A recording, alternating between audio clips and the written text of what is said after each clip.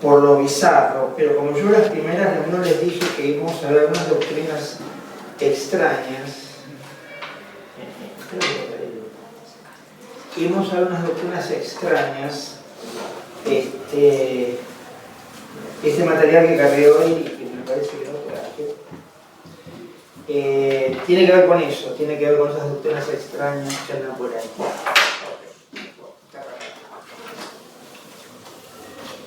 Vamos a hacer un muy breve reconto de lo que venimos viendo, porque algunos no han venido a alguna reunión, entonces para tener un...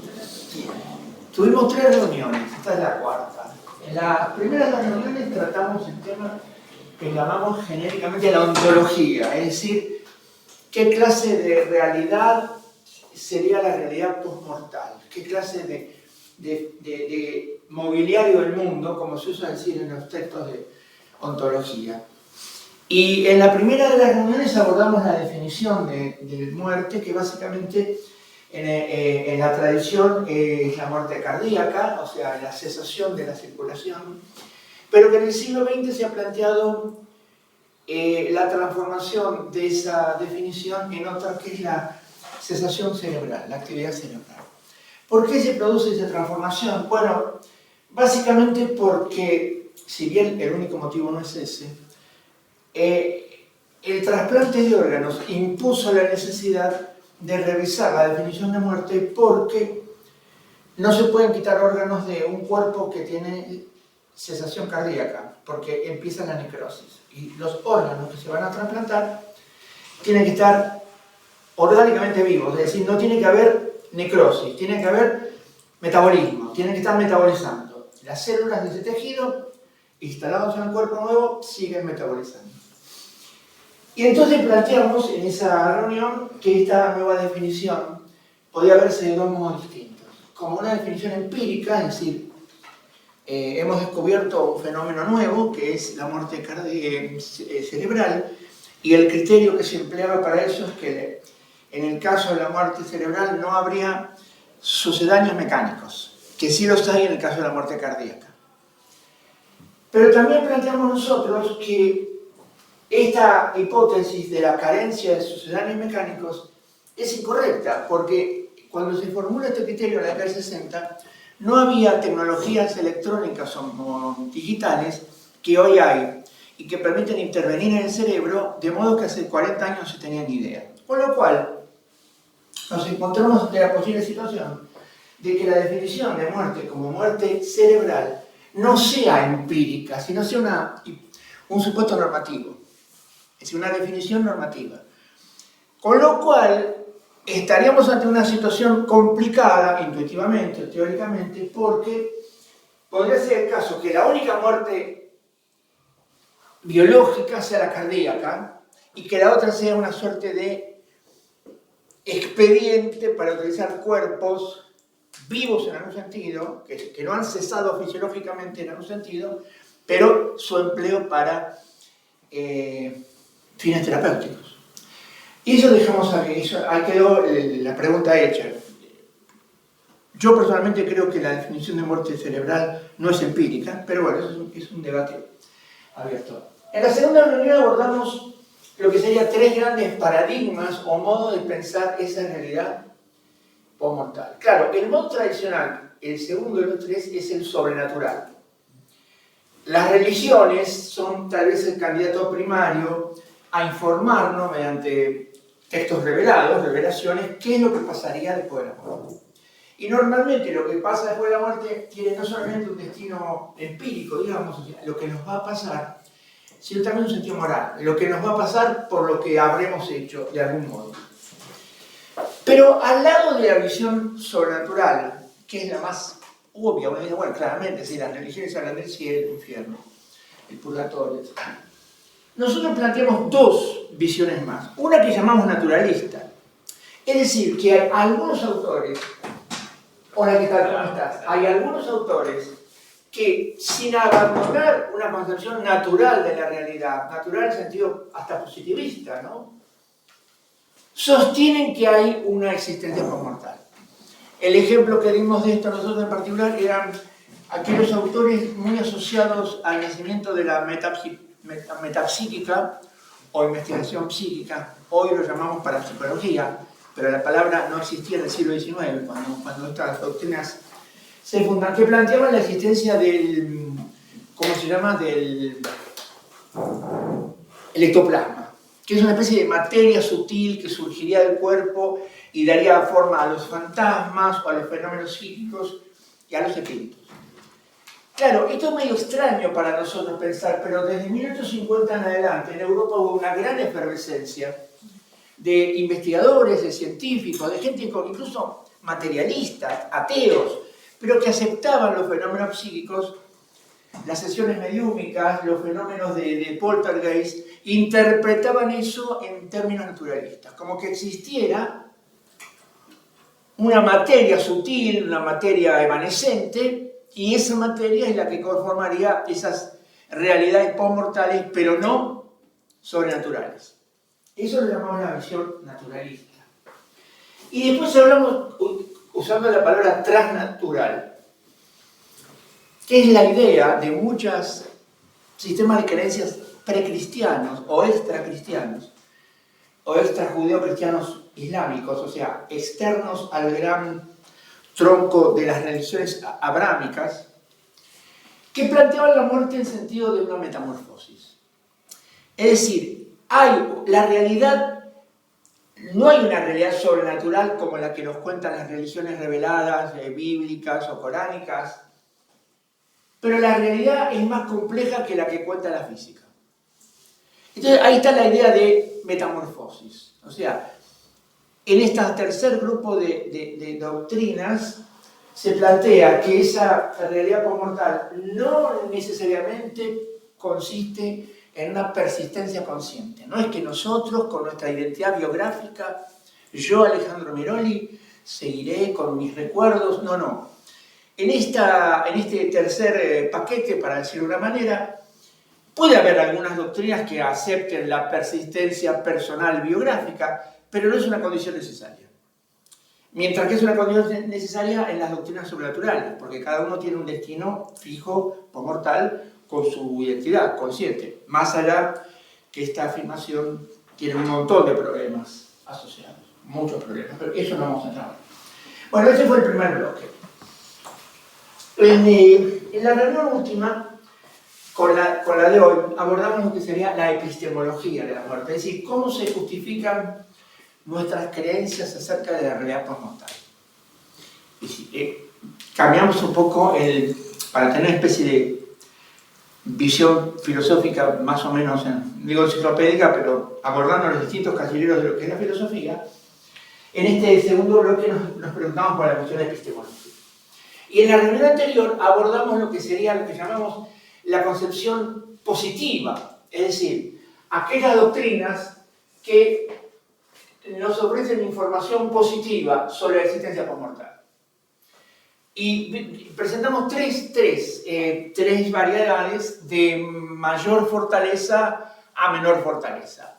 La variedad de mayor fortaleza es la que tiene que ver con las llamadas experiencias cercanas a la muerte, de lo cual hay una enorme literatura, hay mucha ciencia psicológica aplicada, hay publicaciones académicas, o sea, es un ámbito que sí tiene un gran predicamento en la academia. Son reportes que dan personas que han tenido una anoxia circunstancial, una pérdida de oxígeno en el cerebro y han tenido una experiencia o de parálisis cerebral que obviamente empieza a afectar la circulación, y entonces reportan. Esos reportes parecen tener una estructura narrativa más o menos común. Y entonces esto llamó la atención de algunos investigadores sobre qué cuerno es lo que esta gente reporta. ¿Es una alucinación o es algo que han atisbado en otro plano? Esto no se puede resolver con los meros reportes. Pero lo que sí es cierto es que la consistencia relativa de los reportes entre sí, una suerte de similitud, ha hecho que es un campo de investigación. Y algunos, a partir de un libro de Raymond Moody, La vida después de la vida, que es un libro que se convirtió en un bestseller absoluto en todo el planeta Tierra y algunos otros planetas vecinos, dieron el paso siguiente. Dijeron, sí, estas experiencias cercanas a la muerte o experiencias en condiciones de anopsia cerebral o algo parecido, nos reportan lo que es el ámbito comortal. Si fuera así, tendríamos evidencia científica, en el sentido más técnico de evidencia de que esto existe. Si fuera así. Por eso digo que este es de los tres candidatos el más importante. El segundo que tratamos, está todos los textos que están cargados en el aula, así que estos que estoy contando lo pueden leer allí, es el caso de la memoria, se llama la regresión de memoria bajo hipnosis. El problema que se plantea es el siguiente. Habría casos, lo digo en potencia, habría casos en los cuales un sujeto hipnotizado recuerda cosas, por ejemplo, idiomas o escenas o situaciones secretas que no son consistentes con su vida biográfica. Es decir, esos recuerdos no se pueden acomodar en la biografía del sujeto. De ser así, o sea, de ser efectivamente así, que esos recuerdos no se pueden acomodar en la biografía del sujeto, nos encontramos con un problema. O son alucinaciones o corresponden a una existencia prenatal. Esta hipótesis fue aceptada por algunos investigadores y se habló de las memorias por regresión como memorias de vidas pasadas. Si hubiera vidas pasadas, o sea, si alguien ha tenido una vida, muere, tiene una existencia postmortal de su vida anterior, que luego se convierte en la prenatal de la vida actual, tengo un buen argumento para asumir que hay una vida postmortal, hay una realidad postmortal. Tengo evidencia que obtenemos en situaciones controlables, como es un sujeto hipnotizado en condiciones controlables. El problema que tiene esta segunda variedad de evidencia era que hoy sabemos que la hipnosis, que la memoria, primero, sabemos que la memoria es una facultad mucho más lábil que lo que los psicólogos han supuesto, que los recuerdos se arman desde el presente. En particular, yo cité una autora que para mí es bastante importante, es una psicóloga estadounidense, Elizabeth Loftus, que ha sido una pionera en la crítica de la memoria y en la crítica de la hipnosis usada para recordar recuerdos reprimidos y usarlos en los tribunales. Es más, es por ella que los tribunales norteamericanos han desestimado el empleo de los recuerdos bajo hipnosis porque ella mostró que un hipnotizador podía introducir recuerdos falsos en el sujeto hipnotizado, incluso sin darse cuenta él. O sea, no solamente como mecanismo de fraude, sino incluso como un mecanismo inconsciente, el sesgo inconsciente. Con lo cual, esto también entra en la zona de sombra, pero nosotros planteamos el problema, no vamos a resolverlo, pues es una cuestión más bien de la psicología de la memoria. El tercer tipo el tercer candidato es el más débil de los tres, es el menos interesante, pero lo mencionamos porque está muy citado, que es una interpretación que hacen Aldous Huxley y Carlos Castaneda. En Castaneda es complejo el tema, o sea, se puede encontrar textos de una u otra, pero en algunos textos, yo cité un texto de uno de los libros que va en esta dirección. La interpretación de estos autores sostienen lo siguiente: cuando una persona emplea sustancias psicoactivas, lo que se llama drogas alucinógenas, pero me niego a usar la palabra droga porque es una palabra que supone que es algo malo, son sustancias psicoactivas. Lo que sucede es que esas sustancias desbloquean la percepción humana. Es decir, la hipótesis detrás, ¿cuál es? En condiciones normales, nuestra percepción está bloqueada, está filtrada. Entonces, no percibimos el mundo tal cual es realmente, sino percibimos una suerte de provincia del mundo, una especie de fragmento del mundo. Hola. ¿Cómo estás? Percibir el mundo tal cual es supone que yo tenga que poder desbloquear mi percepción, o sea, abrir eso que está cerrado. Y lo que Huxley dice explícitamente, Castaneda lo dice un poco más implícitamente, es esto sucede así. Entonces, si yo aceptara esta hipótesis, que es que el uso de sustancias psicoactivas desbloquea la percepción, la estructura fisiológica de la percepción, entonces yo podría dar cuenta de los espíritus que aparecen en ciertas visiones como entidades reales, porque yo tendría mi percepción expandida. Esto es de los tres candidatos que yo mencioné en la reunión anterior, el menos interesante, pero lo traje a colación porque anda mucho por ahí, o sea, se emplea mucho este tipo de argumentación. Castaneda es un autor enormemente leído, influyente en todo el planeta Tierra y en Marte y hasta creo que llega a Plutón. No sé si Plutón hay ediciones, creo que hay ediciones truchas de Castaneda. Entonces, mencionamos lo que llamamos información positiva, es decir, tomando la idea de evidencia de las metodologías científicas usuales, ¿qué se puede decir sobre la realidad después de la muerte? Y estas son las tres vías que hay. La primera es la más importante lejos, porque tiene existencia académica. Importante. O sea, hay revistas académicas con ¿cómo se llama? El culo son las revistas de tienen mayor impacto bibliométrico, para decirlo de forma más precisa, que se publican artículos sobre este tema. Pero digamos tema controversial. La interpretación es controversial. O sea, nadie duda que los reportes de experiencias cercanas a la muerte tienen una estructura, nadie duda que la gente que los narra es genuina, porque están en condiciones no conscientes, no pueden mentir ni inventar, pero la interpretación es la que es complicada. Bien, entonces, cerramos entonces lo que sería el repaso de lo que hemos visto hasta la reunión de hoy, y hoy vamos a mencionar el otro lado de lo que sería la información negativa. Es decir, hay reportes, o mejor dicho, no reportes porque ya acá entramos en un problema gramatical. Hay decires acerca de la existencia mortal que no se producen con los cánones de la metodología científica. Es más, lejos de ello, se producen como experiencias que podemos llamar, en un sentido amplio, siguiendo varios autores, hierofánicas, las expresiones de Raymond Panikkar, luminosas, las expresiones de Rudolf Otto, o estáticas. No quiero decir que las tres palabras sean sinónimas. Cada autor le pone un énfasis distinto, particular. En el caso de Otto, el concepto de numen es importante. En el caso de la hierofanía no hay tanto énfasis en lo que sería el objeto interno de la experiencia, pero lo que es claro es que tanto Panikkar, Otto y otros autores están viendo lo mismo. Hay unas experiencias que son el reverso de la experiencia de las ciencias, de la experiencia que aparece cuando se genera evidencia científica en contextos de laboratorio, como es el caso que mencionamos recientemente. Y claro, el problema que aparece con estas experiencias, ahora vamos a leer los textos, hoy vamos a leer bastantes textos,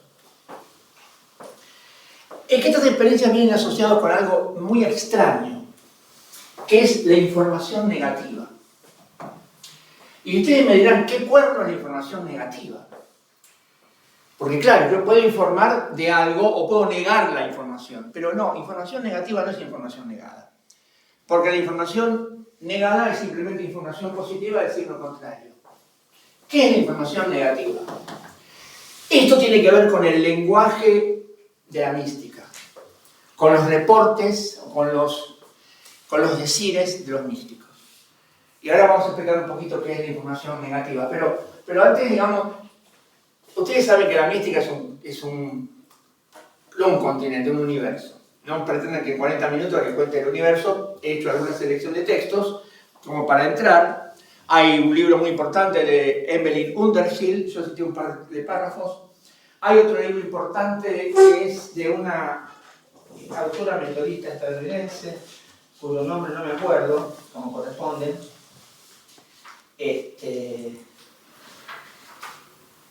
Ya les digo enseguida. Georgia Harkness. Son dos libros clásicos, escritos hace mucho tiempo, con gran erudición y con un enfoque enciclopédico. O sea, tratan de dar cuenta de todo el ámbito de lo místico y de encontrar algunos puntos centrales de lo que es una experiencia mística. Experiencia luminosa, experiencia extática, experiencia hierofánica. Claro, ahora ninguno de las dos autoras se mete con esto. Esto es un concepto que yo traigo de afuera porque quiero ponerlo en contraste con el anterior. Pero vamos a ver un poquito de esto. Otto denomina a la experiencia luminosa Mysterium Tremendum et Fascinans. Es el misterio tremendo y fascinante. La experiencia que nos crea pavor y atracción simultáneamente. O sea, nos asusta, pero nos demanda. Vamos hacia ello, aunque al mismo tiempo nos queremos retirar. Ese sentimiento, que es un sentimiento ante el numen, pero claro, si entrar en la categoría de qué es el numen o no, pues es un tema que no nos interesa hoy, es esta noción de experiencia. Encontré un texto de Néstor Perlonger, muy interesante, que voy a leer ahora, sobre la mística, porque la verdad me fascinó. La verdad no es un autor que yo conozca mucho, nada, más precisamente, y me fascinó el texto. Así que voy a leer dos textos que apuntan a dar cuenta de esta experiencia, esto que pasa, ¿no? Ninguno habla de información negativa, que es algo que vamos a verlo por afuera, porque el tema del lenguaje de la mística es un tema bastante complicado y sobre todo es complicado poder caracterizar qué cuerno sea el lenguaje negativo y la experiencia negativa. No es fácil, pero ahora vamos a tratar de entrar. Pero quiero leer estos dos fragmentos de Panikkar y de Perlonger. Dice Panikkar: la realidad total del ser, dice la experiencia envolvente como la realidad total del ser, sin calificaciones según algunas filosofías, junto con las dimensiones material y espiritual o intelectual, constituye la única realidad cosmoteántrica. Es un concepto de cosmoteántrica.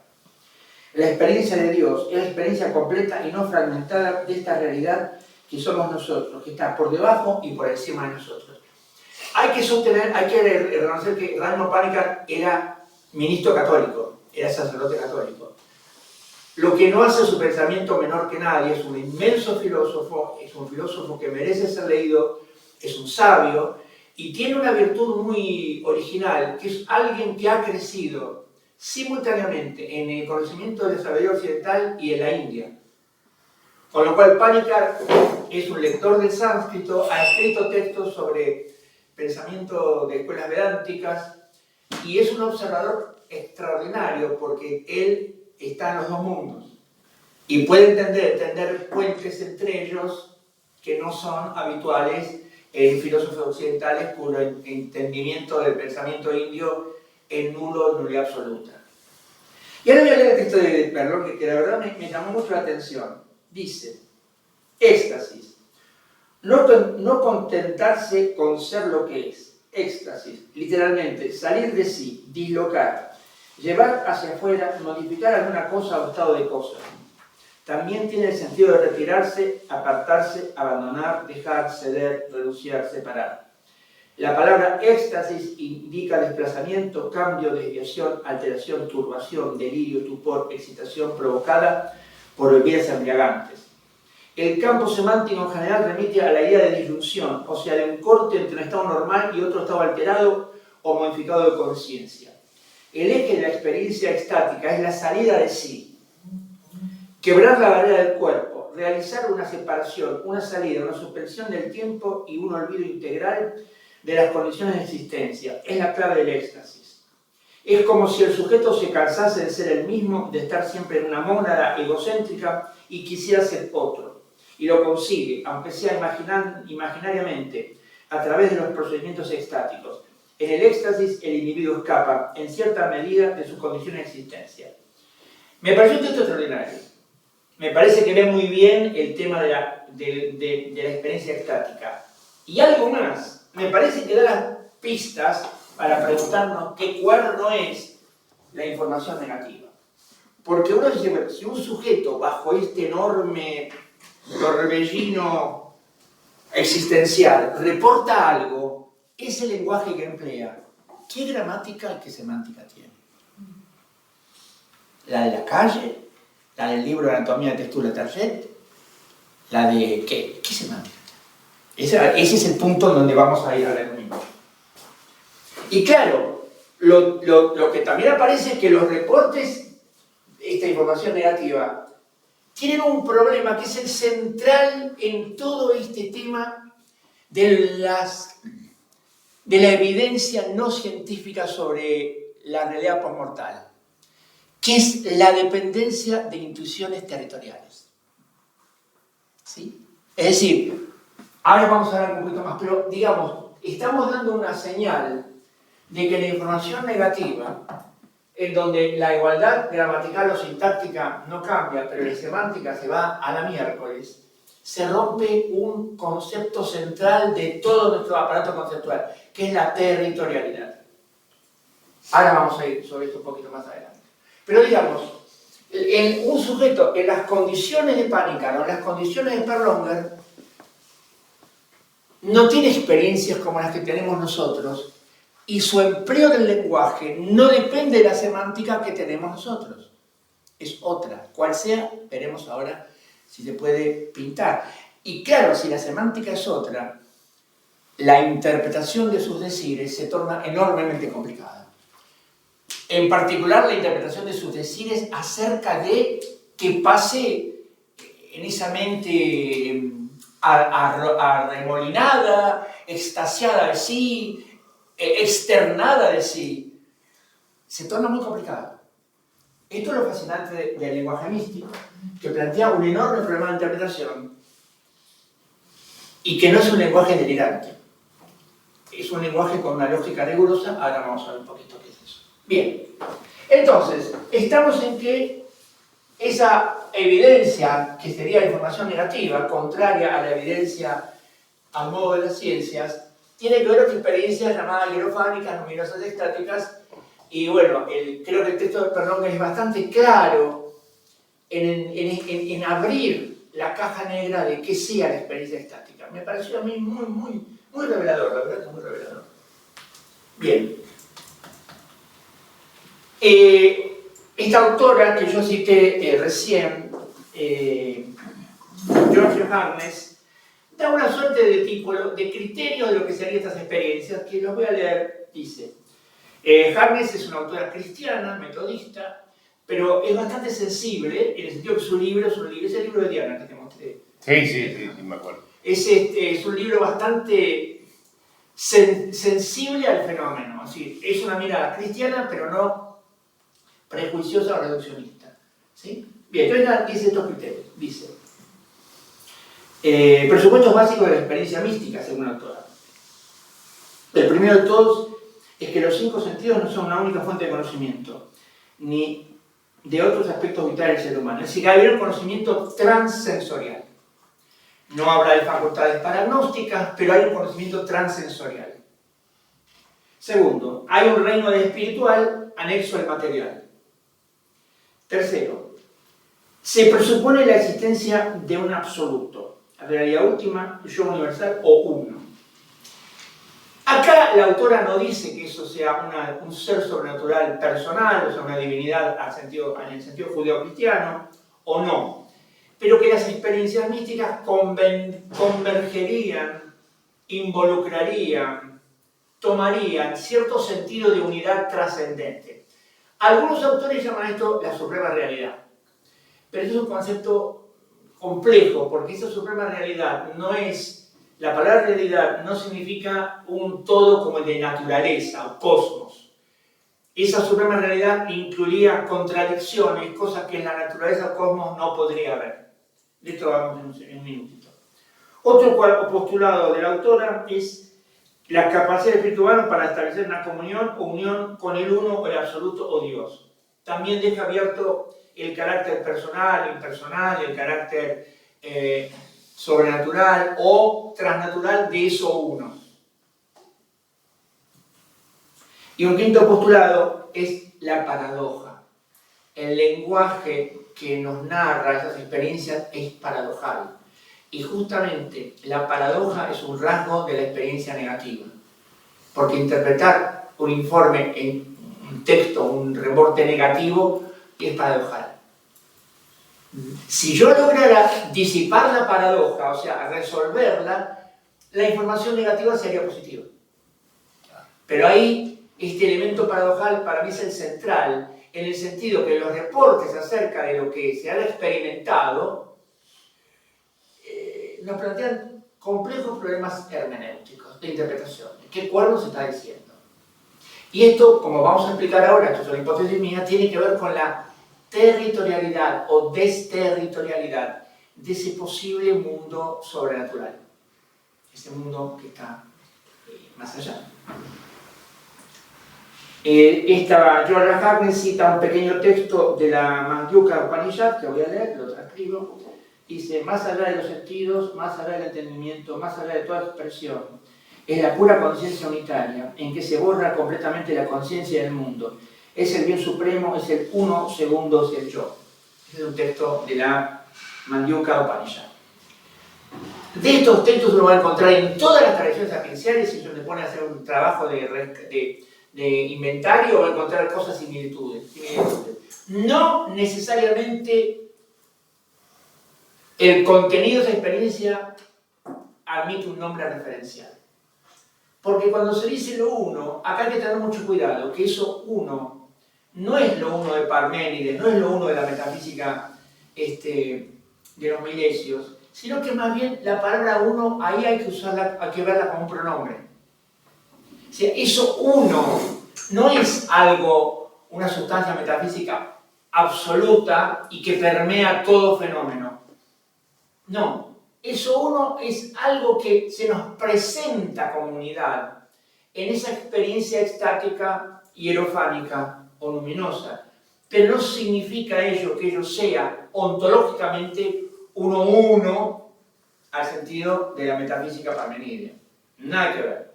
Es importante señalarlo. O sea, acá lo uno, la palabra uno, habría que verla más como pronombre.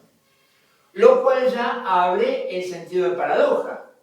Porque si eso uno es un pronombre, no puedo reportar referencialmente lo que estoy experimentando, porque mi lenguaje no alcanza para eso. Entonces lo reporto paradojalmente, usando términos sincategoremáticos, o sea, pronombres. Como eso, aquí, allá, yo. Eso sería lo uno en este sentido. ¿Sí? Porque si no, uno estaría poniendo en la experiencia mística una interpretación determinada en términos parmenidios, por ejemplo, y esto es un error básico. Entonces, acá hay que entender que esta referencia a lo uno que aparece en la Mandukya Upanishad puede o no entenderse como, por ejemplo, la unidad de Brahma, puede ser o no, pero no está en el reporte que hace el místico de esto. Esto es importante entenderlo, porque tiene que ver con el concepto de información negativa. ¿Sí? Parte de la información negativa es que el lenguaje que se emplea hay que verlo como un lenguaje sin categoremático, o sea, pronombres. Que claro, ¿a qué refiere el pronombre? Y a nada, o a lo que quieras, o a lo que sea. Y cambia, yo cambia, según quien usa yo cambia. Es decir, a yo le caben infinitos nombres propios. Y también a lo uno le cabrían infinitas determinaciones. Unas múltiples, consistentes o inconsistentes, entendiendo la palabra uno como pronombre. Esto tiene que ver con el elemento de paradoja y tiene que ver con la información negativa. Y también tiene que ver con que esos reportes místicos no nos están informando positivamente de un algo, de un lugar, sino más bien de un acontecer en donde el verbo acontecer también tiene que entenderse en sentido de un pronombre o un proverbio, si me permite la gramática, ¿no? Un proverbio, ¿no? Sería ¿no? Un proverbio, un verbo pronombre. Habría que entenderlo, habría que una especie de variable, un verbo que admite infinitos verbos que lo reemplacen. Bien. Una proforma, ¿no? Así. Una proforma, tal cual, bien, muy bien, sí, está. Ahora bien,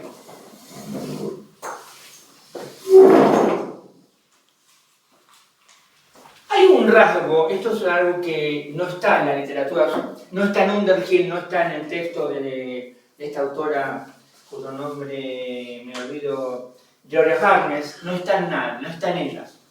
En las presentaciones canónicas sobre el misticismo no está. Pero para mí es un tema central. Y ahora vamos a ver por qué. Toda la gnoseología moderna europea, de Descartes en adelante, supone un sujeto estático. Un sujeto que está quieto.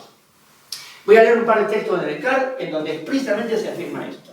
Y esto es como un axioma de toda la gnoseología moderna. El sujeto está quieto. No solo está quieto, tiene sus impuestos pagos.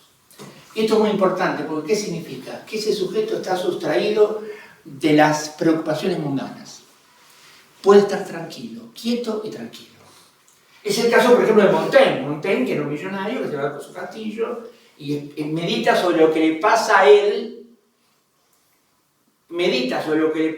con los sucesos del mundo. Entonces crea un género literario, que es el ensayo, literario filosófico, en donde hay un sujeto que está puesto no solo como espectador pasivo, sino como alguien que padece, tiene una relación patética, en el sentido de pathos, con ese mundo que lo circunda. Pero claro, la taladra del castillo, porque el señor es millonario. Voy a leer un par de textos de Descartes, porque ustedes van a ver ahora cuál es la importancia que tiene esto con la mística.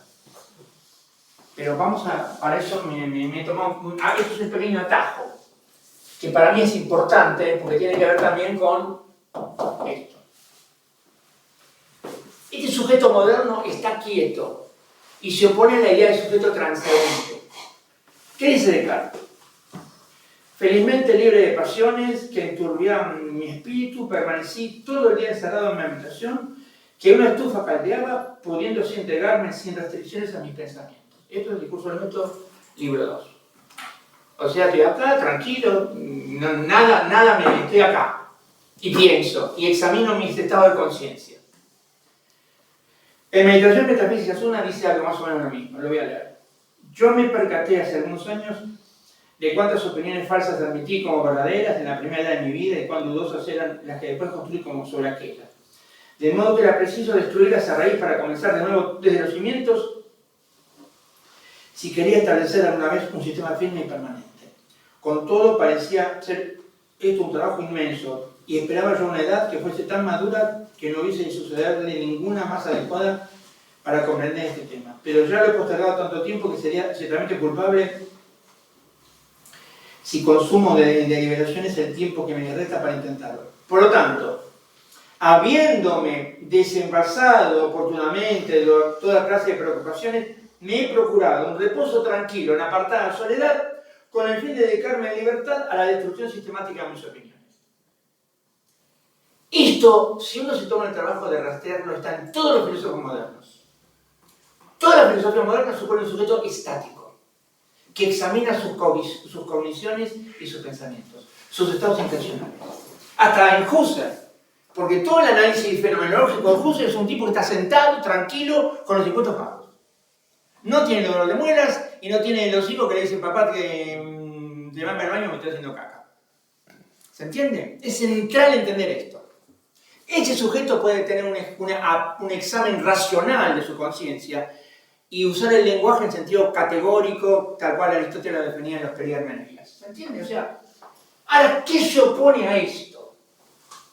Se opone la idea del sujeto transeúnte. El sujeto transeúnte es el viajero. Yo cité varios autores contemporáneos, David Le Breton, El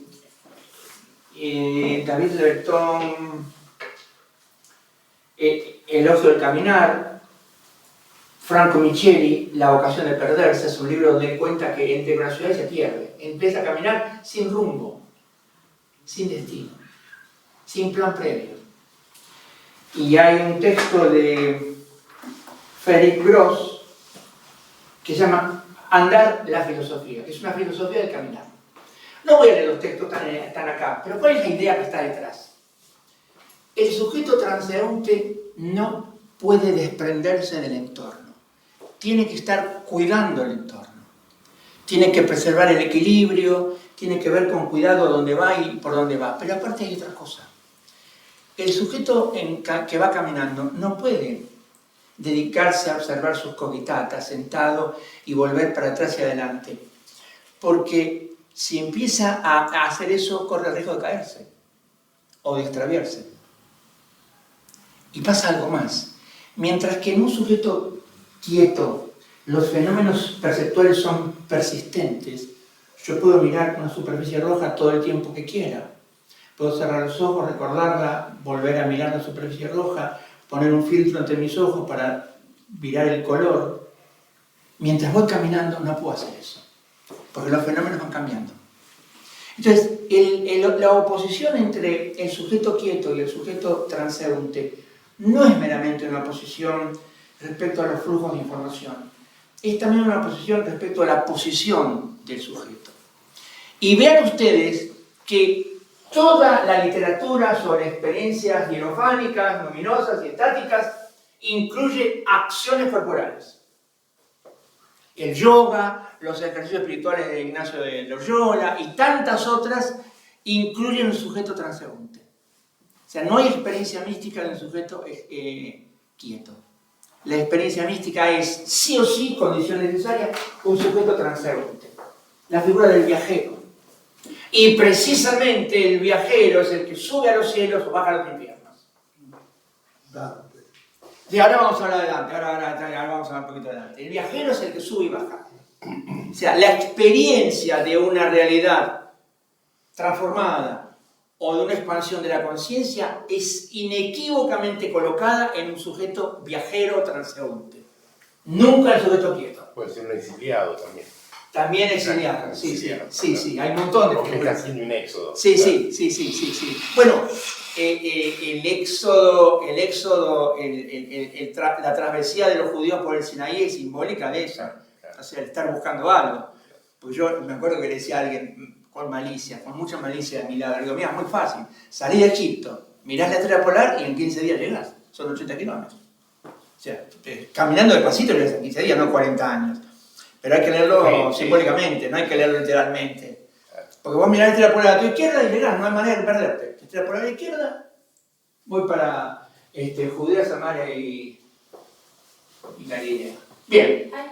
Perdóname, Ale, hay un ensayo de Claudio Guillén, el español, que se llama El Sol de los Desterrados, y él hace todo un recorrido desde la Grecia antigua hasta la actualidad de él, ¿no?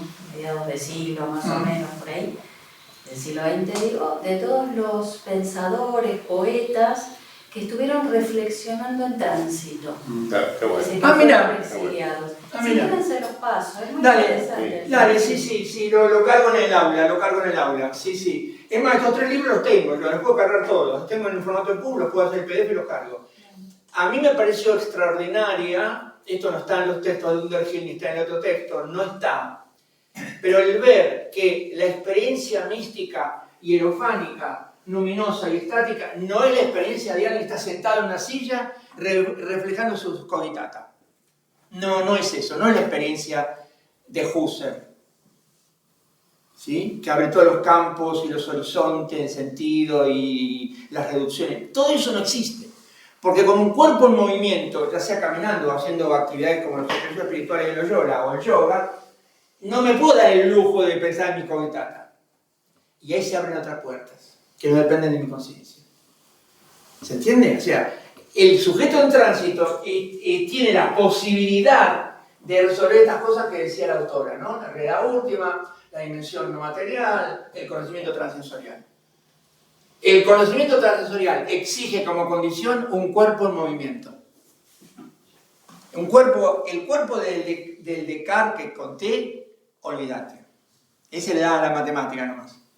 Es que él se mudó a Holanda porque en Holanda no pasa nada y el clima es tan malo que no podía salir, se fue a una casita en medio. Claro, no, pero... Y ahí no podía, o sea... No, está bien, porque pero... en París estaba fiesta, entonces... Está bien lo que decís. Pero a mí me interesa más allá de lo biográfico, el modelo del sujeto que está en el texto de él.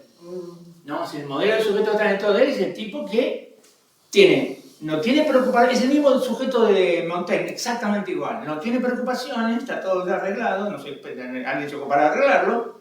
Se sienta y examina sus contenidos mentales con mucha precisión y examina las relaciones lógicas y semánticas y sintácticas de su contenido mental. Está en Hume, ¿qué? Está mucho en su yo. Sí, Claro, absolutamente. Pura introspección. Es decir, esa introspección que hace, refuerza el ego. Claro. No puede salir, sí. no puede salir. Puede llegar hasta el idealismo de los alemanes, en donde el ego es igual al mundo. El Fichte, el yo y el mundo es lo mismo. Porque yo estoy ahí. Pero cuando yo pienso el sujeto transeúnte, se cae todo esto. Se cae todo esto. Y es la condición de posibilidad, el sujeto transeúnte es la condición de posibilidad de una experiencia transensorial. Porque no puedo caerme no me puedo quedar rebuznando con mis cogitatas, con mis estados mentales, porque me caigo, me pierdo el canto de un pájaro, pierdo lo que me rodea. Si quiero adquirir lo que me rodea, me tengo que despersonalizar. Pero eso, la condición es el sujeto en tránsito. Este es un rasgo que no está en Underhill y no está en esta otra autora que se llama, ahora voy a decir cómo se llama, Julia Hartnett. En ninguno de los libros está esto. O sea, es un punto que para mí es central. ¿Y por qué central? Porque ahora vamos a la tesis de Elías. Acá aparece el tema del tránsito, el movimiento. Acá aparece. Vamos a leer el texto de Elías, un fragmento de Elías.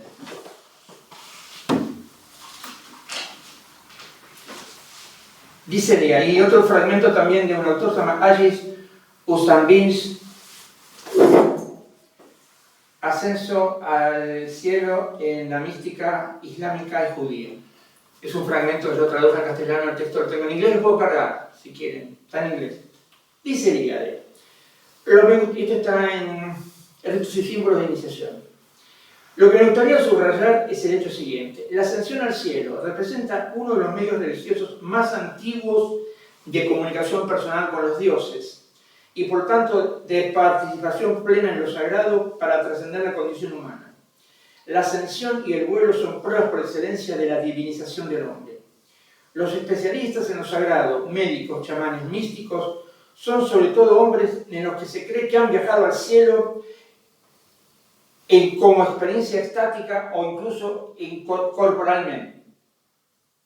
Es decir, hay un fenómeno universal de muchos sistemas de creencias que involucran creencias acerca de una realidad postmortal, en donde esta idea del ascenso o descenso es central. Y en el caso del mundo egipto, dice este autor, que no es Ilíade, es otro autor. A partir de los textos de las pirámides del Antiguo Egipto, el ascenso al cielo de varios reyes y sacerdotes con rasgos heroicos ocupa un lugar destacado en los sistemas cosmológicos, litúrgicos y soteriológicos del cercano Oriente y el Mediterráneo, que cubren simultáneamente dimensiones políticas, jurídicas y sociomísticas. Se pide del sabio o se pide del dirigente que vaya al cielo o que baje al infierno. Se pide que se mueva. Se pide que salga del trono o del cubículo y que se mueva. Y acá tenemos dos cosas interesantes. Por un lado, esta idea del sujeto en tránsito. Y por otro lado, ese sujeto en tránsito de alguna manera funcionaliza el sistema de creencias de la comunidad. Con lo cual, esto nos lleva a las tres posibles interpretaciones de este ascenso-descenso. Tres posibles interpretaciones de este ascenso-descenso. ¿Es un ascenso corpóreo a otro nivel? ¿O es una experiencia extracorpórea en donde el cuerpo se mantiene, pero lo que asciende o desciende es la sustancia espiritual del sujeto? ¿O es un ritual?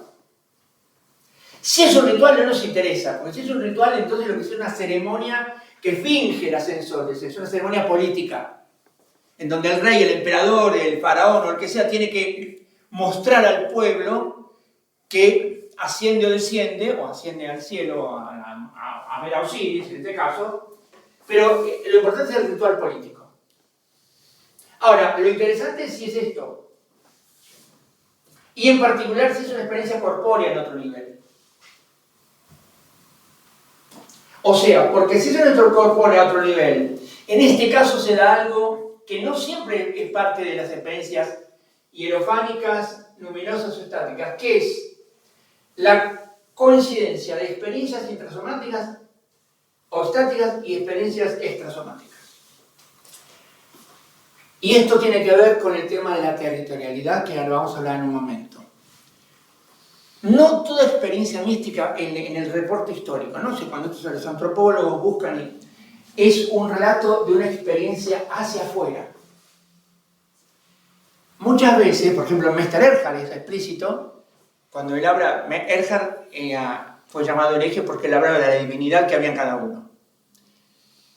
Y claro, si hay una divinidad dentro de mí, el camino a Dios no es el camino de salir de mí e ir a una realidad supranatural y en particular postmortal. El camino es ir hacia mí mismo. Pero claro, el camino de ir hacia mí mismo, para conocer lo absoluto y lo infinito, supone aniquilarme. La palabra que usa Eckhart es desposesión, deshacimiento. Deshacirme de mí. Es el término técnico que usa Meister Eckhart. Deshacirme de mí. O sea, deshacirme de mí es exactamente lo mismo que en el budismo aparece como la sunyata, ¿no? Es el ir perdiendo los cuerpos, hasta que yo entro, como yo digo, no entro en el, ¿viste? Si dice entrar en el nirvana, no entro en el no lugar. Porque el error es decir que es un lugar, no es un no lugar en el que no hay un sujeto que entre. Porque ese sujeto se deshació. Ese es el concepto que usa Eckhart, deshacimiento. Es la palabra que se traduce del alemán o del latín, deshacimiento. Es decir, cuando se da la coincidencia de la vía interior y la vía exterior, estamos ante una experiencia mística que produce reportes claramente negativos. Claramente negativos. Ninguna intuición del mundo sensible sirve y las reglas semánticas del lenguaje ordinario explotan. No la sintaxis. Esto es interesante. La sintaxis se mantiene igual. Tenemos igualdad gramatical, tenemos un quilombo semántico. Y acá viene la gran tensión entre dos clases de relatos o dos clases de reportes acerca de lo vivido en una experiencia estática o luminosa o hierofánica que involucra una realidad posiblemente postmortal. Y que es el debate entre lo territorial y lo no territorial. Porque cuando la experiencia es solamente extrasomática y no tiene esto, la experiencia de un viajero que va a mundos, a realidades que no son las de este mundo, pero que se representan en un modo similar, solo extrasomática, nos encontramos con los mapas del cielo. Yo acá puse varios que tienen que ver con la... Encontré una cosa muy linda de un autor, está en el texto, que se llama Álvaro de Felipe, que hace un plano del cielo, el paraíso y de Dante Alighieri. Sí, hay mucho. Sí, encontré un montón. Lo que me gustó de este es que está en castellano y es una especie, son gráficos bastante didácticos. En rigor, en el paraíso él se basa en Aristóteles, Sí. y Ptolomeo, ¿no?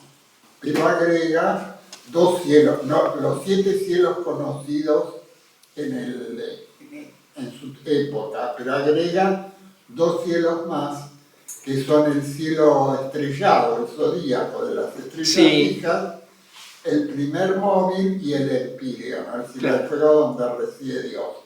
Eso es netamente cristiano, lo agrega. Sí, acá La teología cristiana. Acá hay 13, esto cuando usted lo descargue va a ver los dibujitos.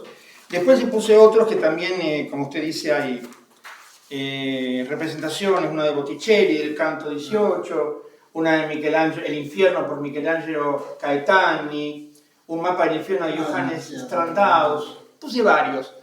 Porque ¿cuál es el problema que hay acá? Cuando la experiencia luminosa, hierofánica, estática, en tránsito, es extrasomática meramente, termina siendo medio tributaria de una presentación territorial. El mundo, la realidad postmortal es un lugar. Es un lugar. Y un lugar es un territorio. Y un territorio se cartografía. Y tengo entonces los mapas, como por ejemplo estos, o los mapas que aparecen en los textos de Manuel Swedenborg. Esto está en el libro del cielo y el infierno, la edición de Ciruela, te lo tomé ahí. Tanto de Dante como Swedenborg hacen una presentación místico-literaria, un reporte literario místico de esa realidad supramortal. Pero es una experiencia fundamentalmente extrasomática. Es un transeúnte extrasomático. Y cuando tenemos este caso, estamos en la territorialidad, estamos en las cartografías del mundo posmortal.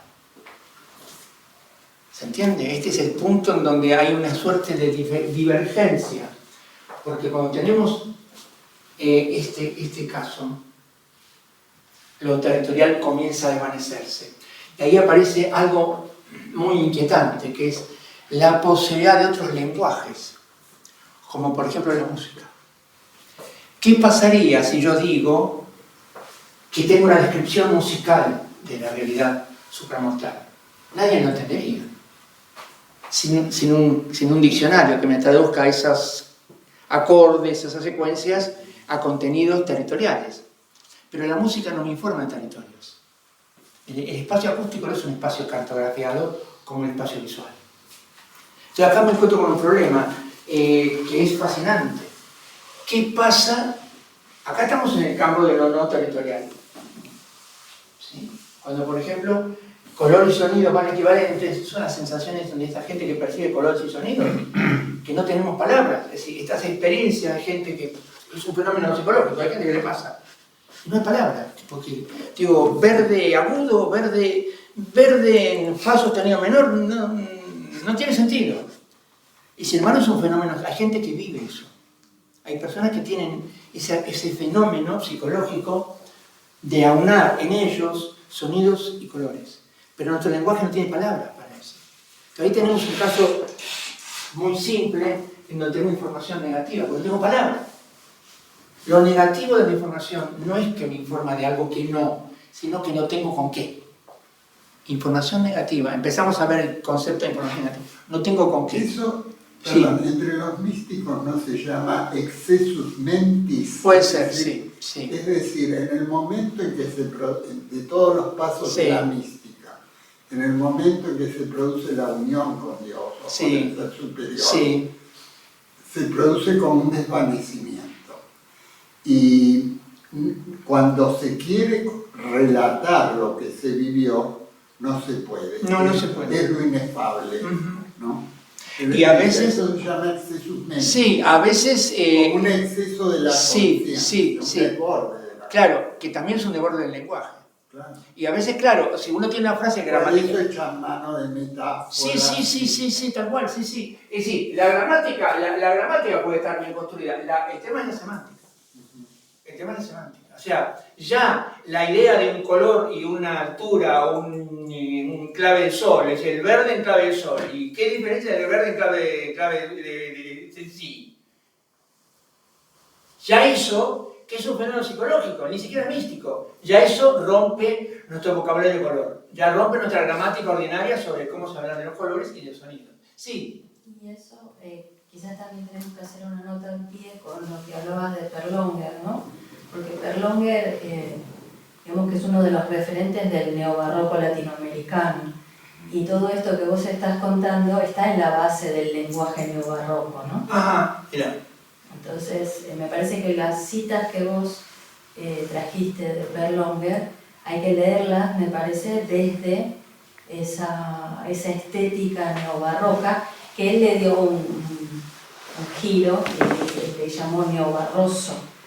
Neobarroso, mira. Claro, por la cuestión de la territorialidad, pero no en el sentido de que vos lo estás usando ahí, Claro. sino que es el pensamiento situado, la poesía situada, desde ese neobarroco, desde el Río de la Plata, ¿no? Uh-huh. Con un contacto, porque claro, el tema es con el, perdón, me excedo No, un no, poco, no. pero Está bien. el neobarroco, neolatinoamericano, lo que hace es poner un poco en diálogo el barroco español, sobre todo el gongorino, y el gongorino en especial porque Góngora es un genio total, Sí, de acuerdo. y estalla el lenguaje desde adentro. Uh-huh. El tipo hace como un recorrido desde Tasso, pasa por Garcilaso, y con las mismas herramientas, con los mismos recursos lingüísticos de los clásicos, él crea un lenguaje nuevo que es el barroco, ¿no? En poesía. Y ese es el que recogen los poetas y ensayistas latinoamericanos,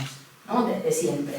Entonces Perlonger amasa sus textos desde ese neobarroco latinoamericano, que está muy imbricado con el pensamiento de los pueblos originarios latinoamericanos. Y sobre todo, ahí como que está flotando todo el tiempo lo que Oswald de Andrade llamaba antropofagia, esto de tomar lo que es exterior y comérselo, ¿no? Y luego lo que creas a través de eso es un lenguaje diferente. Que te va a pasar esto que vos estabas contando, con las mismas, o como lo hacías vos ahora mismo, con las mismas palabras, con la misma gramática, la misma sintaxis, te estalla el cerebro. Y un ejemplo más, no sé, me parece más significativo, sería Sor Juana Inés de la Cruz. Ajá. Sí, sí. O sea, Que muero porque no muero, ¿no? Sí. este texto, a mí me gustó mucho porque el texto me parece una visión brillante, el texto de Perlonger, de lo que es esto, me parece estática. ¿Qué es? Lo dice maravillosamente. Y claro, es una experiencia que nos saca de todas coordenadas. Y respecto de la música, yo estaba pensando en el simbolismo francés y en un poema de Rimbaud que se llama Voyelles, vocales, que asigna a cada vocal un color. Ajá. Sí. Ah, mira. No lo conocía. Bueno, eso más todavía. En literatura nos podemos No, ya sé, ya. encontrar. La literatura No, llega. mira. La literatura llega en la reunión próxima, no, que es ceremonia, en la otra llega la literatura. La próxima es una ceremonia. La siguiente es literatura. Ahí vamos a tener más. Uno puede hacer tantas asociaciones. Claro, no, pero digamos, Por volviendo un poco. ejemplo, perdón, Sí, por otra de favor. las cosas que el sujeto que camina es el flaneur de Baudelaire, Sí. que es totalmente del siglo XIX y de ¿no? Sí, yo no sé vos el texto que mencionaste del español, cuánta antigüedad hay, pero la idea del sujeto. A ver, el sujeto moderno, de la filosofía moderna, es un sujeto que está sentado, tranquilo y que no tiene preocupaciones. Entonces puede inspeccionar su estado de conciencia, a punto incluso matemáticamente. El ejemplo máximo es Husserl, pero Husserl está en Descartes. En la filosofía europea, decía. En la filosofía europea, que obviamente por el poder que tiene la filosofía europea se convierte en el canon traducido a todos los idiomas. Este concepto de flaneur es de Walter Benjamin, ¿no? Y él lo aplica primeramente a Baudelaire y tuvo una fortuna extraordinaria porque todo a partir de él se empezó a aplicar el concepto. Estos autores que yo estoy citando son todos autores contemporáneos, lo llevan a repensar el sujeto moderno. Supongo que Benjamin será una fuente de ellos. Y a mí me pareció interesante porque en el sujeto moderno no hay posibilidad mística alguna, porque es un ego consciente e inflado, ¿no? Claro, es un sujeto que no tiene cuerpo, porque el cuerpo está en modo de pausa, apagado con bajo gasto de energía, y todo es mental. Y toda la nociología moderna, no solo Descartes, Hume, Berkeley, Malebranche, Leibniz, todo eso es lo mismo. Podrán haber cambios, pero son cambios internos de ese modelo de sujeto, que no camina, no se mueve. Pero paralelamente tenemos, porque Ignacio Loyola es contemporáneo, un poquito anterior a Descartes, y un montón más, tenemos toda otra línea que dice, no, mirá, no es así. El cuerpo tiene que estar en movimiento y eso hace que el sujeto se descentre de su ego imperial. Ese ego comienza a tener otra instanciación, otra relación con su medio y otras posibilidades. Y me parece que en la mística es central. Me parece que el sujeto moderno no puede acceder a ningún instante a mística. Entonces, a mí me pareció interesante y por eso me tomé el trabajo de citar varios textos. Hubo una mística distinta, que ya no sé, por ahí no sería la mística tradicional. No me imagino en la fenomenología nada místico, nada. ¿Y por qué menciono la fenomenología? A veces a uno, bueno, ahora no quiero ser... No, por favor, estamos para conversar. Pero me sucedió en una oportunidad Y yo camino muchísimo, y creo que mis mejores pensamientos surgen cuando camino. No sé si porque se oxigena el cerebro, por lo que fuere. En una oportunidad caminando, sentí como que me aislaba del entorno. Estaba perfectamente cuerdo, Sí, no había tomado ninguna sustancia. Y sentí como una especie de momento místico, además era el momento de la tarde. Yo había tenido una experiencia así interpersonal que me dejó un poco conmovido, y en un momento en que el día se iba, lo que los alemanes llaman la noche la hora de la estrella, ¿no? Es ese momento en que no es ni día ni noche, es ese pasaje. Y bueno, todo esto viene a que, no sé, yo lo tomé como una cuestión. Pero usted está confirmando esto que estamos diciendo acá, claramente. Usted estaba caminando, usted era un sujeto en tránsito. Sí. Claramente. Lo que yo quiero decir es que el sujeto moderno, que es un sujeto imperial... Es un aspecto de la mística. Sí. Que el sujeto moderno es el sujeto que cuenta Descartes, que está en los textos de Descartes. Estoy tranquilo, sentado, el hogar me calienta la habitación, entonces no tengo frío, no tirito, me puedo dar el lujo de inspeccionar mi conciencia. Para el que no tiene que moverse. Entonces inspecciona su conciencia. Es un ego que empieza a pensarse. Ese es el ego de la modernidad, es el sujeto moderno. Me pongo a pensar. Me pongo a pensar. Me pongo a pensar. Claro, pero eso termina en Husserl. Y incluso en los autores contemporáneos que siguen a Husserl.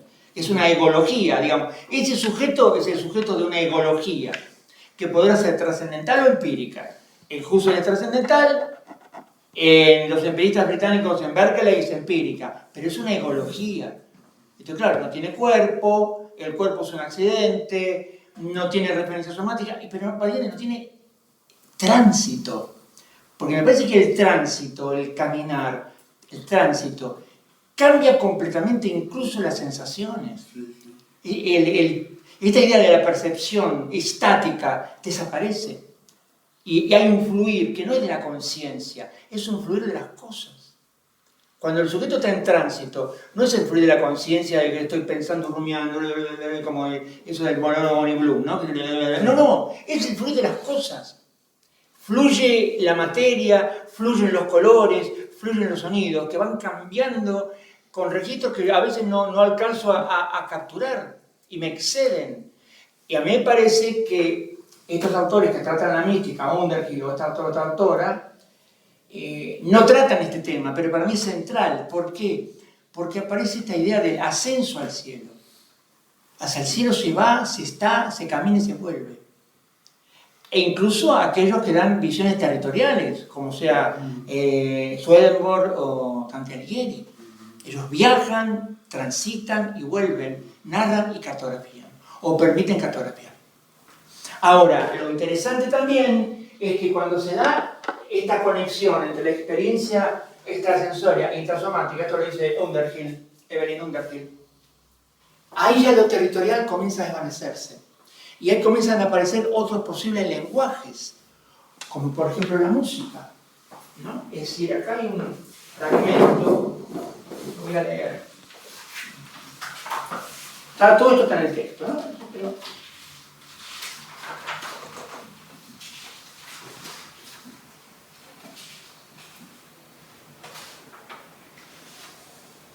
esto es el texto de Underhill. Leo el fragmento, está en la página 13-14 del texto que yo cargué. Dice: William James sugirió en cierta ocasión, como ejercicio útil para los jóvenes idealistas, la consideración de los cambios que se producirían en nuestro mundo ordinario si las diversas ramas de nuestros instrumentos receptores intercambiaran funciones. Si, por ejemplo, oyéramos todos los colores y viéramos todos los sonidos. Esta observación arroja una luz repentina sobre la extraña y aparentemente demente afirmación del visionario Saint Martin. Oí flores que sonaban y vi notas que brillaban. Es un texto místico. Y sobre los informes de otros místicos, sobre un raro momento de conciencia en que los sentidos se funden con un único inefable acto de percepción, y el color y el sonido se conocen como aspectos de una sola cosa. Lo que William James plantea como hipótesis, Underhill lo encuentra en reportes místicos. Ahora, si esto es así, si nuestro vocabulario color y nuestro vocabulario del sonido musical se intermezclan, u otros también, mis intuiciones territoriales se desvanecen, no hay cartografía posible. Ese es el punto que quiero señalar. Entonces, cualquier reporte acerca de esa realidad supramortal deja de ser un mapa, deja de tener como posibilidad, como condición posible una cartografía. Si la cartografía requiere de alguna manera que el lenguaje visual sea más o menos homogéneo, que sea un lugar, el cielo es un lugar donde me encuentro, donde encuentro personas, donde encuentro cosas. Ahora voy a hablar un poquito del turismo celestial, porque es importante considerar el turismo celestial. ¿Se entiende? Pero si yo tengo un lenguaje entremezclado, como esto, este místico Saint Martín, oí flores que sonaban y vi notas que brillaban. ¿Qué estoy diciendo? Es como cuando hablo de lo uno como pronombre. ¿Qué estoy diciendo? Claro, yo digo, bueno, tengo que buscar una clave, tengo que buscar la clave de traducción. No existe. ¿Qué le pregunta a un psicólogo? Entonces, decime cuál es la nota que le corresponde a este color del Pantone. Eso es ridículo. Eso genera una convención, pero este místico y todos los que hablan así están antes de las convenciones. ¿Se entiende? Acá me encuentro con esta situación que pide Underhill, ¿no? Esta conexión entre la experiencia interior intrasomática y la experiencia exterior, en donde de pronto los lenguajes comienzan a romper las reglas de la semántica ordinaria. Es que no tengo otra semántica, ese es el problema de la información negativa. Entiendo lo que se dice, como también cuando el místico, cuando alguien dice, bueno, Dios es la suprema realidad en donde coinciden todos los opuestos. Entonces Dios es simpleza total y al mismo tiempo complejidad absoluta. O sea, todos los opuestos coinciden, Dios sume todas las contradicciones y al mismo tiempo es simple. Esto lo puedo repetir. Ustedes lo entienden. No, ustedes no entienden nada, yo tampoco entiendo nada. Puedo fingir que entiendo, pero no entiendo. Esa es la información negativa. Cuando la semántica no me da, no me alcanza. Todo explota, todo excede. Esta situación que narra Perlonga en el texto que leí, ese sujeto que le pasa todo eso, ¿qué me puede contar? Sí, podrá emitir, pero que yo interprete sus emisiones en mi semántica, que es la semántica común de la vida cotidiana, olvidémoslo. Probablemente ese sea el neobarroco, no sé, porque yo de eso soy ignorante, pero probablemente ese sea la poética de estos autores, eso no lo sé. No lo sé, pero me parece que si no le pido a una persona que está en la situación que narra Perlonga, contame cómo es eso, ¿qué te puedo contar? Y bueno, lo que dice este poeta, este místico, oí flores que sonaban y vi notas que brillaban, y agárrate la tarima. Entonces, claro, este reporte de una realidad supramortal, información negativa, y bueno, tengo que vivir con eso. O sea, no hay cartografía. En cambio, en Dante, que es una experiencia extracorpórea, transeúnte, pero extracorpórea, o en Swedenborg, o en William Blake, sí, hay pintes y William Blake se la pasó pintando. Es un artista extraordinario, de lo que había en algún lugar que veía, visitaba. Y Swedenborg da plano, hay planitos. O sea, hay cartografía, hay territorio, hay un lugar, que es un lugar espacial. Ahí tenemos seguridad. Claro, la seguridad también, más allá, claramente ninguna seguridad. Pero al haber dibujos, estos artistas que pintan a Dante nos dan una suerte de... No, pero esto es lo que está diciendo el autor. Acá lo vemos. Una referencia. Ah, claro, por el peso que tiene la visualidad. Acá lo vemos. Ahora, cuando me encuentro con este tipo que dice oí flores que brillaban, no hay referencia. Es información negativa. Y lo más que la mística puede dar de la realidad mortal, cuando no es la mística en sentido integral, como dice Underhill, es información negativa, o sea, no hay evidencia. No es evidencia que sirva en un argumento deductivo o en un argumento inductivo. Nada de esto. Nada de esto. Ese es el punto importante. lo central de la información negativa es que se despega de toda posibilidad territorial, de toda cartografía. No hay cartografía, no hay mapa, no hay dibujos. O uno podría decir, bueno, pero el arte del siglo XX, el arte de las vanguardias del siglo XX abordó eso. Y cuando Malevich colgó una pintura de un solo color, ¿sí?, que la revolución, porque era un ¿cómo se dice? Un lienzo de estos que usan los pintores de un solo color.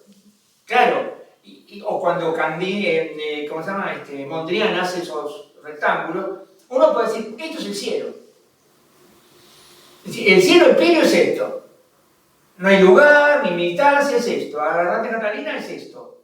También las vanguardias artísticas del siglo XX, por lo menos en artes visuales, cuando rompen la figuración y cuando aparece el arte geométrico, también pasa un poco eso de, bueno, no hay referencia. ¿Qué es esto? Pero los críticos lo entendían, ¿qué es esto? Porque hasta el impresionismo más o menos está bien, los límites eran difusos, los colores eran brillantes, pero había una referencia que más o menos, bueno, está bien, se ve que toma mucho absenta, pero está la referencia. Pero en Kandinsky, en Vasarely, en Malevich no hay ninguna referencia de nada. ¿Se entiende? O sea, el escándalo. Bueno, yo podría decir, no es el escándalo, es justamente una figuración no figurativa.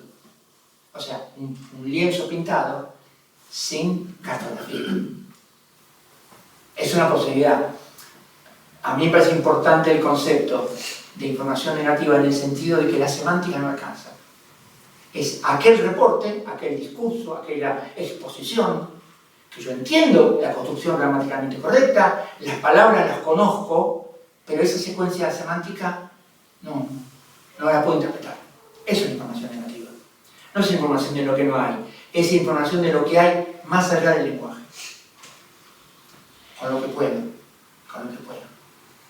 Bien, y para ir terminando, a mí me gustaría un poquito hablar de el tema de el turismo celestial. Turismo celestial, acá está. La expresión turismo celestial es una expresión que usan los críticos de lo que voy a contar ahora.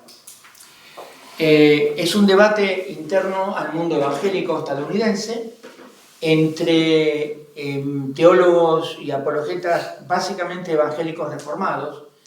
Me refiero a iglesias calvinistas. Cuando hablo de reformado, son iglesias calvinistas. El más importante reformado estadounidense es John MacArthur, que es un pastor que tiene una iglesia, que tiene un seminario muy importante. Y también dentro de la Convención Bautista del Sur, que es la más importante denominación evangélica en Estados Unidos, hay varios seminarios que son calvinistas, reformados.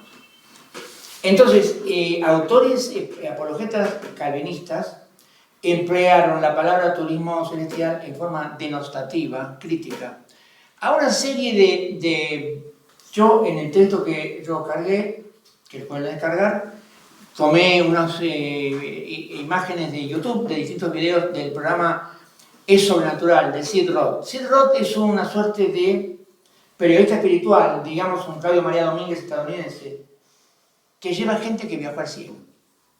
Pero lleva, todos los videos están cargados. Yo tomé 3, y esa gente cuenta que fue al cielo, habló con Dios. Es más, algunos de ellos son pastores que tienen iglesias en donde te llevan al cielo, o sea, los feligreses los llevan al cielo. Esto es real, lo estoy contando lo que en Estados Unidos se debate. Aparte hay una gran bibliografía se llama Heaven and Tourism, que es una palabra denostatoria, es un término que se emplea para denostar a este movimiento. ¿Sí? O sea, ellos no se llaman a sí mismos turistas celestiales. Eso lo emplea, por ejemplo, hay un pastor reformado que se llama Justin Peters, que tiene muchos videos en YouTube, que es muy crítico, es tal vez el más crítico de toda esta enorme literatura y de todos los autores. ¿Sí? Él es un cristiano ortodoxo calvinista, entonces todo esto es una abominación. Yo me tomé el trabajo de poner un fragmento de un video de Ken Carr, que es una pastora estadounidense que viaja regularmente al cielo. En el video que está, y está el enlace, ustedes pueden cliquear, ir a YouTube, ver el video, ella cuenta cuando conoció a Papá Noel en el cielo. Pero en otros videos, ella cuenta que en el cielo había pequeños ponis, y en otro video cuenta que ella comió pizza con Jesús. Obviamente esto llama a... Es decir, uno dice, bueno, esto está en el término de lo ridículo. Recuerden que en la primera reunión yo les dije que íbamos a ver algunas teorías muy bizarras, algunas doctrinas muy extravagantes. Y que mi punto no era el carácter extravagante o no de la doctrina, sino la gente que lo sigue. Así, a mí me interesa que Carmen es una idiota, una mujer grande con el pelo teñido de violeta que va al cielo y conoce a Papá Noel. Es un imbécil.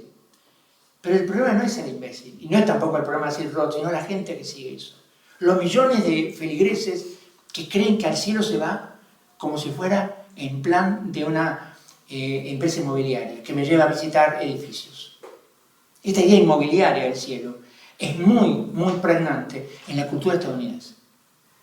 Entonces, es como decir, es la vuelta, es como el inverso de todo lo que dijimos. Acá estamos en una visión del cielo empíreo que no es distinta a la del cuarto D que está en venta y te voy a llevar a que lo veas para que tomes las medidas si tiene 3 ambientes, baño, cocina y un estar.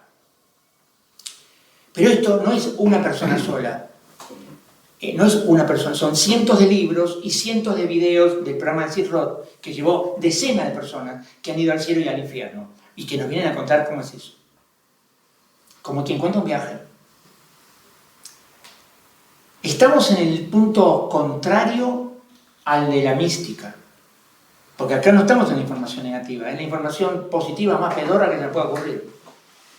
¿Se entiende? Entonces, lo interesante es que hay gente que necesita una presentación del cielo de la red mortal, no solo cartográfica, sino cartográfica con el mapita del atómico argentino, no con la cartografía de la geografía científica, sino un mapita de la agencia de turismo. Y para mí es un fenómeno muy interesante eso. Es el fenómeno de aquellos que no se toman el trabajo de una construcción literaria, no, que cuentan como si fuera un viaje a Mar del Plata. ¿A dónde fuiste? Yo fui al cielo. ¿Y qué hiciste? No, estuve con Dios. Je te planté. Yo les hice un enlace a un artículo mío, un artículo publicado en la revista Teología y Cultura, que es una revista metodista, editada por la Universidad Metodista de Rosario.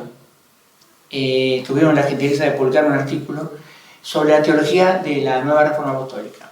Y ahí no es exactamente, yo en el correo que les mandé les dije, no es sobre el tema, pero yo ahí cito a Gilles Duplanty. Yo también ahí puse Gilles Duplanty, que es un pastor estadounidense, adalid de la teología de la prosperidad. Él cuenta en un culto, o sea, él está dando un sermón, y en el sermón cuenta que él fue al cielo, habló con Dios, y Dios le preguntó a él qué hacer. Claro, desde el punto de vista de un reformado... La ciencia de Dios ahí quedó. Sí, no. Lea el artículo mío, me gustaría un comentario. Yo me tomé el trabajo de tratar de reconstruir la teología de esta gente, que es muy bizarra, claramente no es cristiana en absoluto. Porque ahí esa es la máxima, para un reformado, para un católico, para un ortodoxo, esta es la máxima abominación. Que Dios le tenga que pedir a una criatura suya opinión.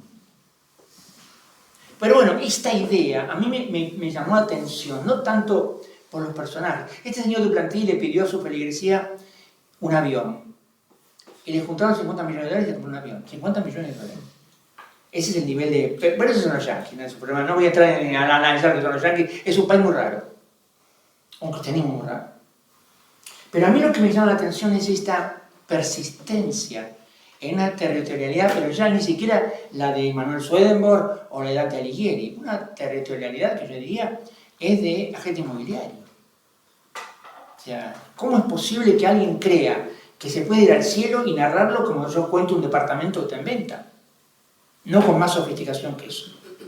Les invito a que vean, Sid Roth está en inglés, pero también hay versiones dobladas al español, a un español neutro, así que pueden ver estos personajes muy interesantes como síntoma, no para que les crean a ellos, sino como síntoma de un fenómeno en donde la necesidad de traer el cielo empíreo a nivel de dibujito animado.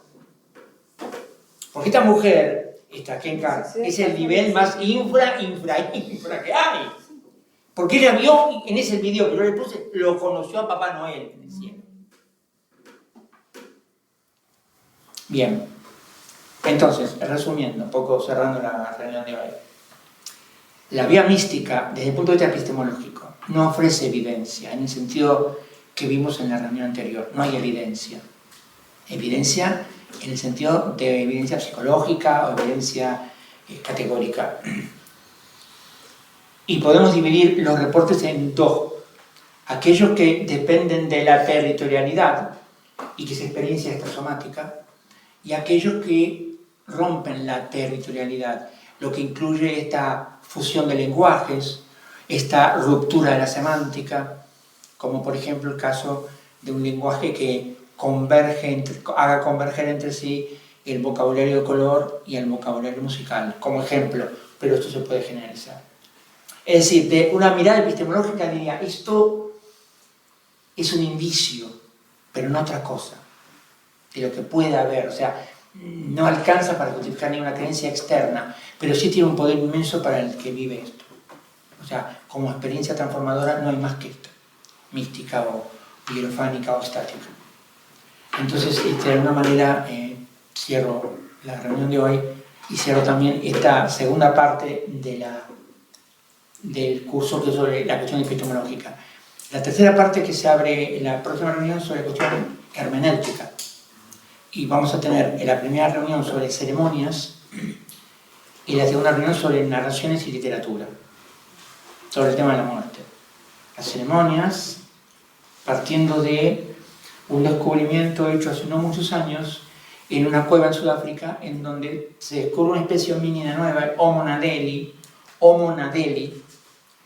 El Homo nadeli es una especie medio extraña porque es una especie de australopithecino muy tardío, 300.000 años. Tiene un cerebro más o menos de 600 centímetros, o sea, un tercio del nuestro. Y sin embargo, en la caverna en la que se encontró el Homo nadeli, se encontraron los más antiguos testimonios de posibles entierros ceremoniales. Esto es una revolución. De hecho, el científico, que es un estadounidense, que descubrió el Homo nadeli, es muy interesante la historia. Él no entró en la cueva porque la cueva es una cueva subterránea que tuvo que contratar paleontólogas, mujeres flaquitas, que pudieran entrar con una cámara y filmar, porque él, como era un tipo gordo, no podía entrar. Él nunca entró. Entonces, él no vio eso, pero su equipo de trabajo sí vio. Y se armó una gran polémica sobre la interpretación de una presencia ósea encogida, como si fuera enterrado como encogido. Entonces, ahí aparece un problema de interpretación que es muy interesante, porque estamos hablando de posibles ceremonias funerarias que anteceden más de 200.000 años a las más antiguas conocidas. Y las más antiguas conocidas ya tienen problemas de interpretación. Entonces, lo que descubre el autor que es un científico eminente, un paleontólogo muy importante, él afirma, son entierros ceremoniales. Hace 300.000 años y un homínido que tenía el cerebro un poquito más grande que una naranja. O sea, no son homínidos como, no son ni son neandertales. El neandertal es Einstein al lado de estos Homo nadeli, que era una especie de un poquito más que un chimpancé. Pero esto plantea una pregunta enormemente importante. ¿Qué vieron? ¿Qué entendieron de un muerto para hacer la primera ceremonia homínida, no humana, de Sapiens, pero homínida, para acompañar un cuerpo? Esto es una enorme pregunta que a los paleontólogos, a los antropólogos los deja totalmente desconcertados, porque no tienen... La única explicación que tienen es la hipótesis animista, que desde mi punto de vista es una imbecilidad. Voy a justificar esto que digo en la próxima reunión, porque el animismo para mí es una especie de visión racista y blanca, imperial, inglesa. Pero bueno, eso es otro tema. ¿Alguna pregunta? ¿Más o menos entendió la propuesta? Si alguien tiene una pregunta, comentario, estamos, Bueno, entonces la próxima reunión vamos a ver el tema de la ceremonia, vamos a empezar con la paleontología de la muerte, pero no vamos a dedicarnos a eso solamente, y la idea es llegar hasta la ceremonia contemporánea.